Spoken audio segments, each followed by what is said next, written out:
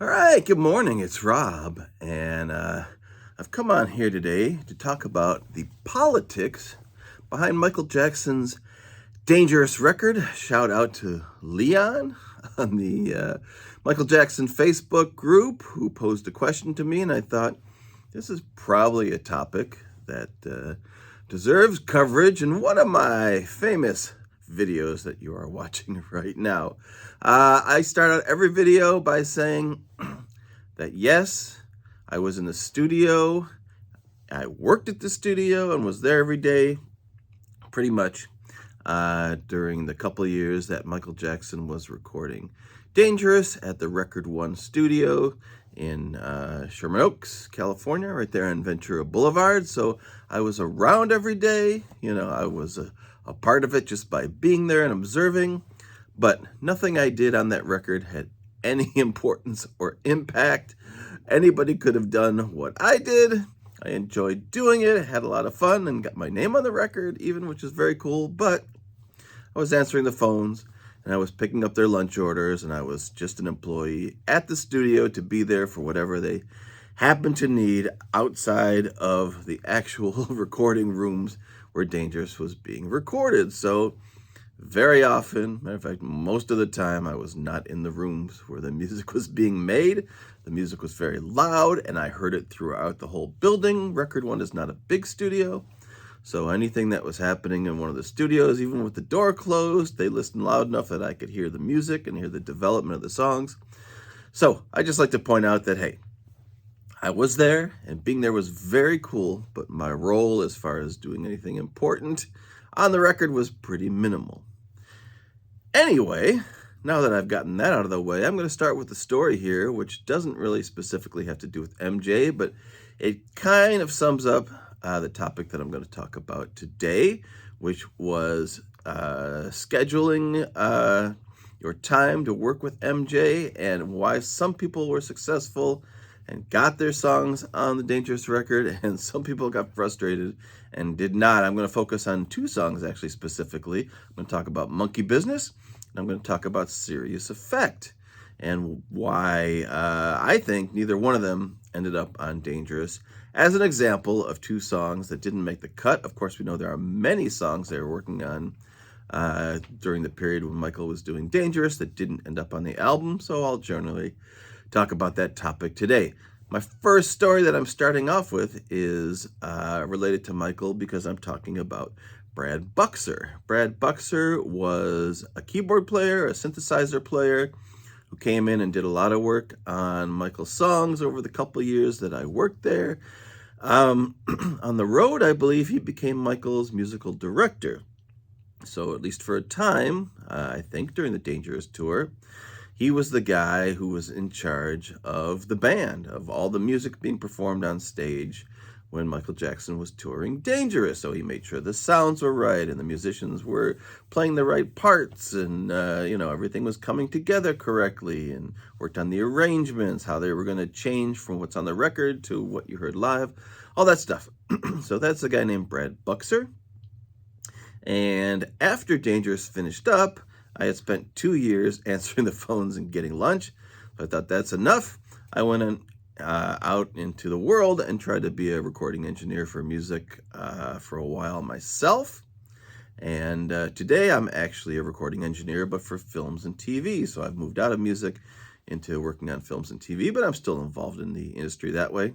Anyway, back then when I was getting my start, one of the first jobs I did was working for Brad Buxer.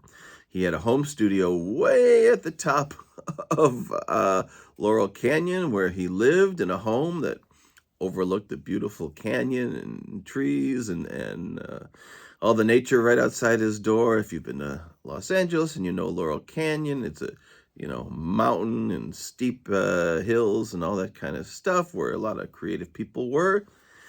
Especially way back in the 60s, where a lot of the music from that era came out of Laurel Canyon. Crosby, Stills, and Nash, and Jim Morrison from the Doors had a house in Laurel Canyon, and Frank Zappa, etc. I don't need to go into all, the history behind that, but anyway, that's the area we were in. And Brad hired me to be an assistant engineer on a record he was doing in his house, and the artist was George Howard. and the record was called Do I Ever Cross Your Mind? So for a month, I was the assistant engineer. I was helping out, doing engineering, running the board and all that kind of stuff, alongside Brad, who had been hired by George Howard to make his next record at Brad's studio. Maybe it was a month or 6 weeks, or I don't remember exactly how long it was. But anyway, one of the reasons, and I remember them having this discussion, that George Howard picked Brad Buxer is that they had had a discussion, and George said, look, I don't want you running off, the minute Michael Jackson calls you. He says, I don't care. I'm paying for your studio time. And if you're going to be working on my record, you're going to be here working on my record and not, somewhere off doing something else with Michael. Now, I already knew the first time I heard that it was going to be a problem, and it became a very big problem because, like I said, this was after the Dangerous sessions had finished up.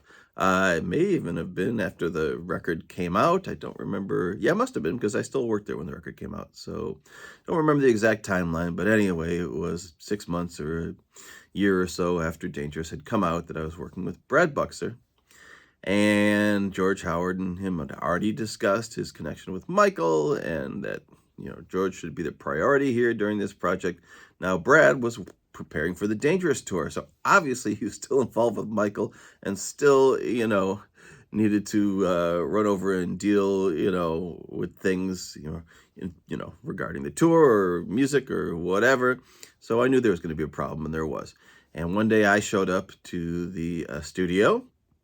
I let myself in, or the doors open or whatever, and we started working, and Brad wasn't there. And George said, where's Brad? I didn't know where Brad was, of course. And Brad wasn't there. It may have been 3 or 4 hours, and we were working and doing stuff or listening to stuff or whatever. It got a little uncomfortable because clearly, it became obvious, or maybe Brad called or something or other and said that he was called away to help out Michael with something. Now, they had already discussed that. And George Howard, who's a very nice guy to work with, he's now passed on, but he had a temper. And I saw that temper on full display when Brad finally came back. And they went out on the balcony, and this balcony had probably an 80-foot drop into Laurel Canyon. And I thought George Howard was going to push Brad Buxer over the balcony. He was very, very angry and let him know that, hey, you said I would be the priority, that you wouldn't run away when Michael called, and this is exactly what you did. They worked it out, but, it was one of the scarier moments of my life, I have to tell you. I thought I was about to witness a murder. Now, I've gone into this long story, and this video is going to get longer and longer and longer, apparently, but it's a big topic. And what I want to discuss here is that, time management really was a big factor in how people's songs ended up, getting included or not being included on the Dangerous record. Since somebody asked, I'll talk specifically about Serious Effect and Monkey Business, and then get into the general politics of the Dangerous record as I understand them. And it's just 30 years of history now, and me reading up on things and my experience with being there, and that's what's going in to my opinions here. And a lot of these are opinions. Some of them might be based in fact, and some of them might just be my observations from being around this stuff. The song Monkey Business that Leon asked about, that's a cool little song. It's finally come out on this Michael Jackson Ultimate Collection. I'm not the biggest Michael Jackson expert or fan at all. I just happen to work in a studio where he happened to be recording for 2 years. So I just got this actually as a holiday present. And I wasn't even aware till a little while ago that Monkey Business is actually on this collection. I have a copy of it myself, and I made another video where I showed people that I have this mini disc recording of a lot of the songs they were working on at the time for my own personal enjoyment. But Monkey Business, in fact, came out on this box set here, and box set goes back to 2004, so it's been, almost 20 years that it's been available. Like I said, I just didn't know. I didn't have it. But so Monkey Business was a song that he was working on with Bill Bottrell. Bill Bottrell was one of the 4 different producers, 4 different groups of people that were all competing to get their songs on Dangerous. It became very political. I'm sure behind the scenes there were a lot of things happening. There were a lot of pressures and things being put on people to get this song on the record, take this song off the record, that kind of stuff. Of course, I wasn't there for any of that. I can only give my opinion on what I think was going on. So Monkey Business is a cool song. It's kind of a slow burn groove. You can hear it now. It's on this CD. And to me, it reminds me of the song Sir Duke. The horns kind of remind me of a little bit of that Sir Duke vibe, the Stevie Wonder song.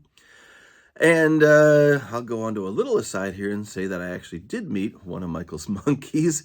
I met AJ, not Bubbles, which is the famous one, but he had one named AJ. He brought AJ to the studio one time. AJ wore a diaper and ran around, and Michael said, shake AJ's hand, and you would do it, and this thing would like crush your hand. It wasn't that big, but it had a really strong grip. So I remember AJ being around and hanging out in his private room, or I don't know, maybe somebody was with AJ to keep an eye on him. I don't remember specifically, but I did get to meet one of Michael's monkeys. So the Monkey Business song, that originated at Westlake Studios, which means before they came to Record One, where the bulk of Dangerous was recorded. It was being engineered and produced by Bill Bottrell, who of course did Black or White, Give In To Me on the Dangerous record, and Bill did Who Is It too, I believe. So this is one of the songs that Bill had in his rotation. And you have to remember, of course, that Dangerous did not have the benefit of Quincy Jones. So it did not have the benefit of a overall producer, of a boss who could make decisions and say, let's work on this, let's shove this to the side or whatever. That job fell on Michael. And Michael had a very hard time because he always wanted to be polite and friendly. He didn't want people to think badly of him. He used to leave notes, and I've shown this in another video. Hey, Robbie, he said, I took a pen from the studio. Like I care.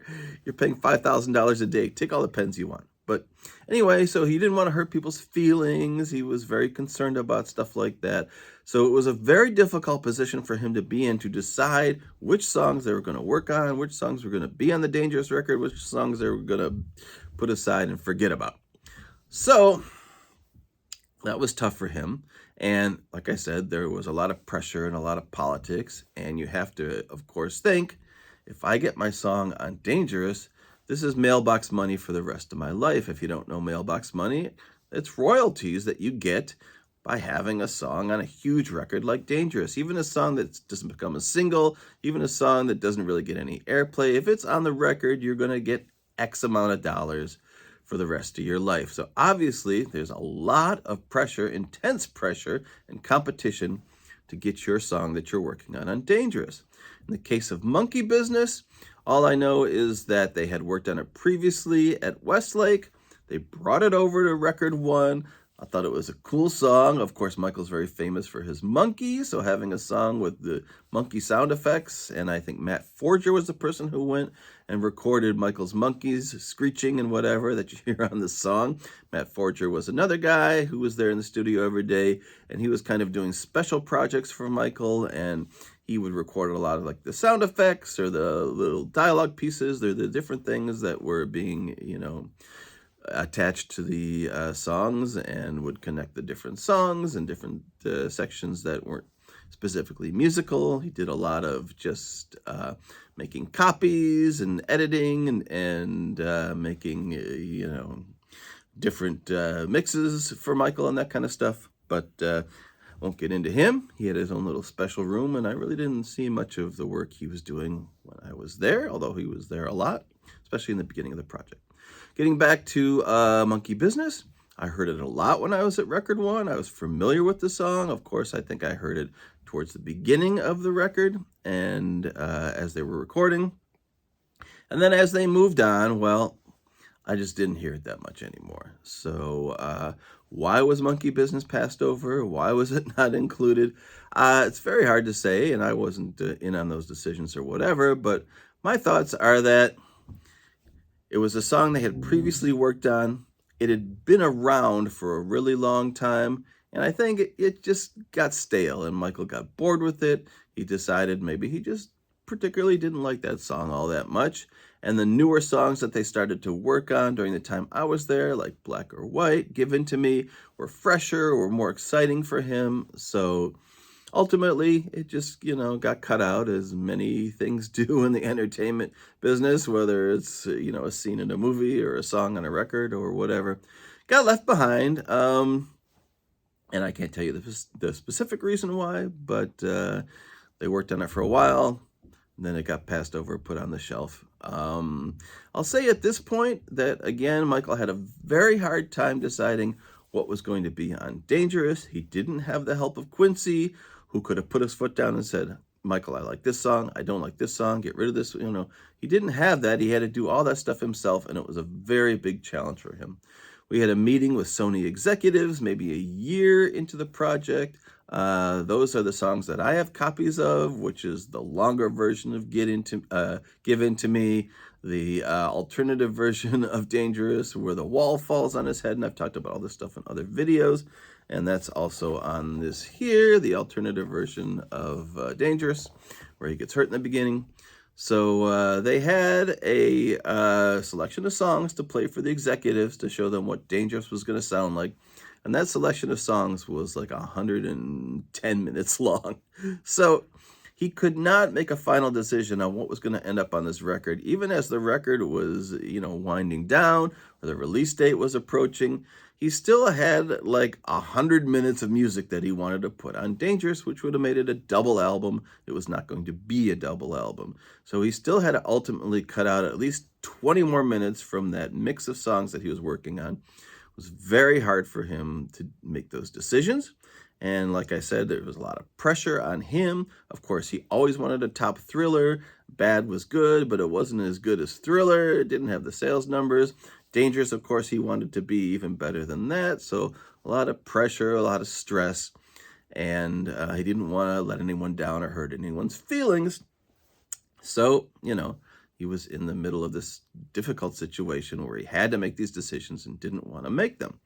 I'll talk about Serious Effect now very quickly. Serious Effect, I don't know that it's come out on anything. Maybe it's come out on something overseas outside of America.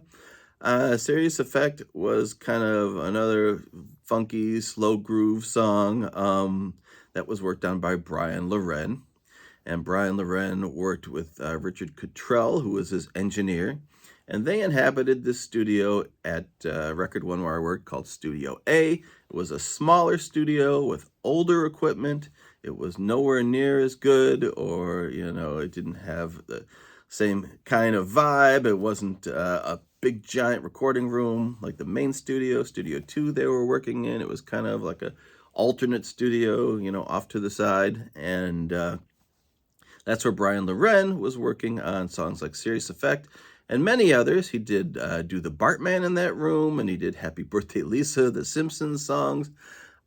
I'm sure his goal was to get some music on the Dangerous record, and they worked for many months. It might have been 6 or 8, or I don't know, at least when I was there, maybe a year on the Dangerous record. And ultimately, as many people know, no Brian Loren songs ever ended up on Dangerous, including this song Serious Effect. And the question is why?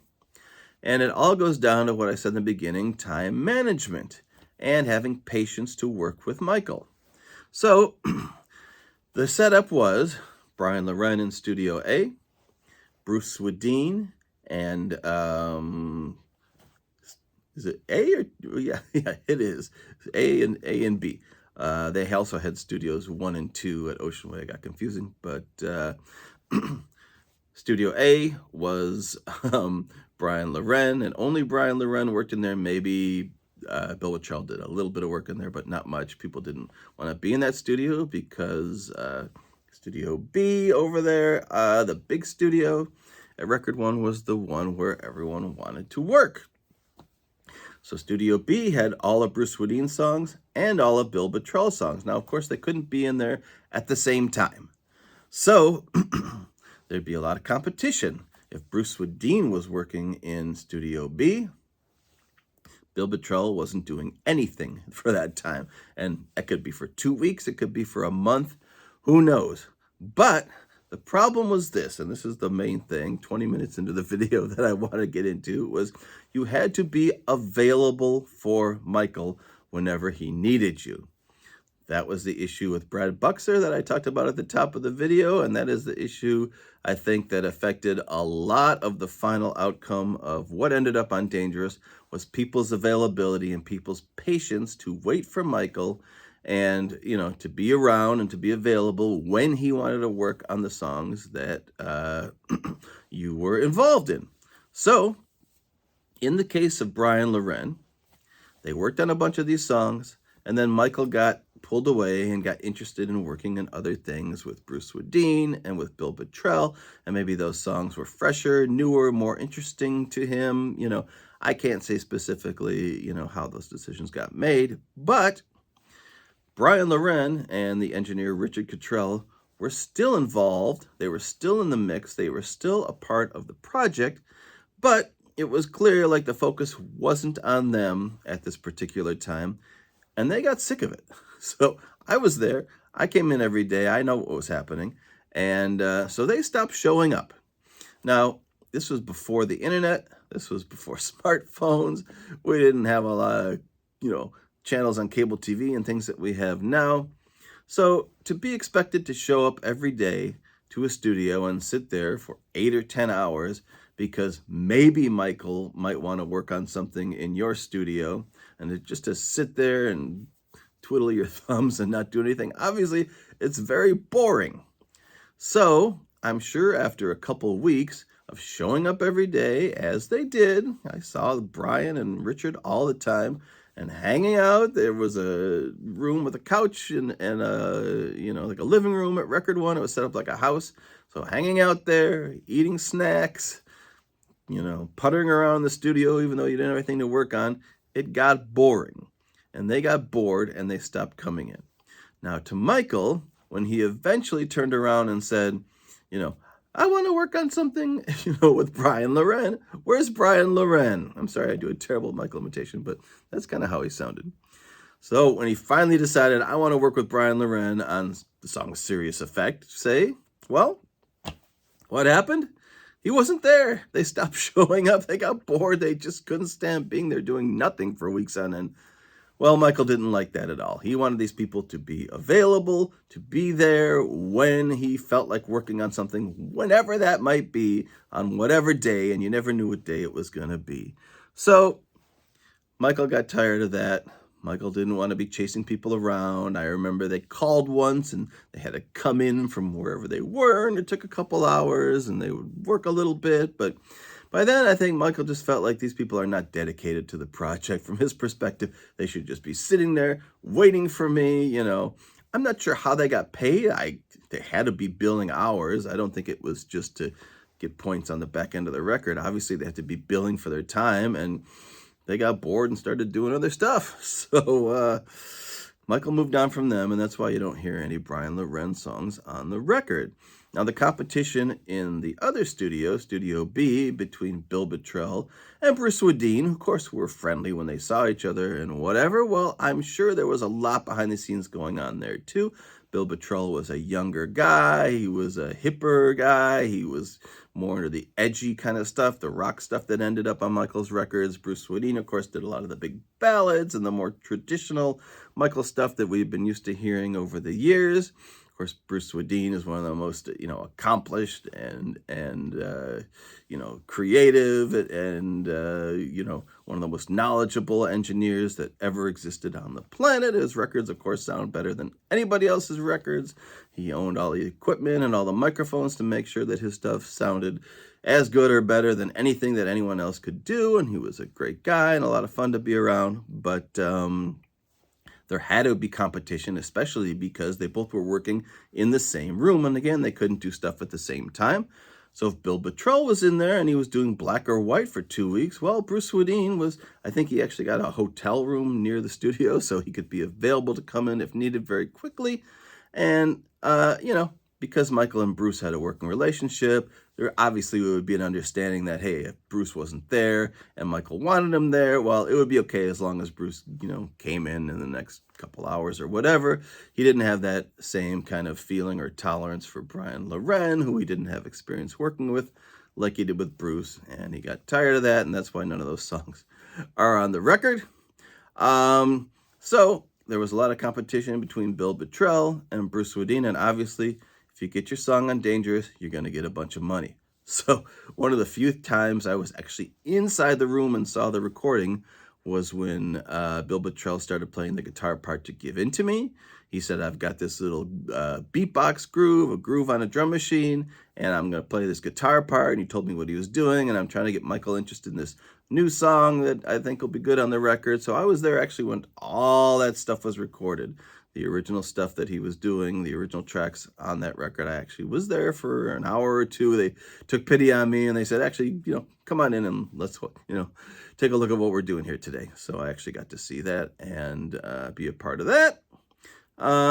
Anyway, I've gone on for a very long time, but I hope I've at least expressed the idea that there was a lot of politics. There was a lot of pressure behind the scenes. It is a big deal to get your song on a Michael Jackson record, so there was a lot of competition. And basically, if you were not there every day, ready to work and available for Michael, well, that really affected, had a serious effect, no pun intended, on your chances to get a song on the Michael Jackson record. So as far as serious effect, the Brian Loren song and the other songs he was working on, that's why they didn't get on. And Monkey Business, again, it's a cool song, but I feel like it had just been around a long time. It had been, brought over from another studio. They had been working on it for a very long time. And I think he just got excited about different things. Now, I haven't even gotten into, Teddy Riley and all the other stuff that ended up being side A of Dangerous, ended up being like half the record. That's a story for a different day. That happened at a different studio. I wasn't there for that at all, so I really don't know much about those songs other than I feel like they just got tacked on way at the end of Dangerous when we already had a really good record, where already could have been a record that had songs like Serious Effect and Monkey Business, but they kind of made a left turn and went in a whole other direction there towards the end of the project, which I'm not particularly a fan of a lot of those songs, but I'm not going to get into that right now. All right. Thanks for hanging out and watching me, chatter on about the politics behind the Dangerous record. I think it's an interesting topic. I obviously have a little more insight because I was there every day. I can only tell you what I know just by being there and what I've heard and things I've read. But I welcome your comments, and thank you to everyone out there on the Michael Jackson Facebook group. It's been fun being a part of that, and I hope I can answer more questions for you in the future and maybe do some more videos if I happen to know about the particular topic we're talking about. I'm happy to get on here and do this again. All right. We'll see you later. Keep the faith.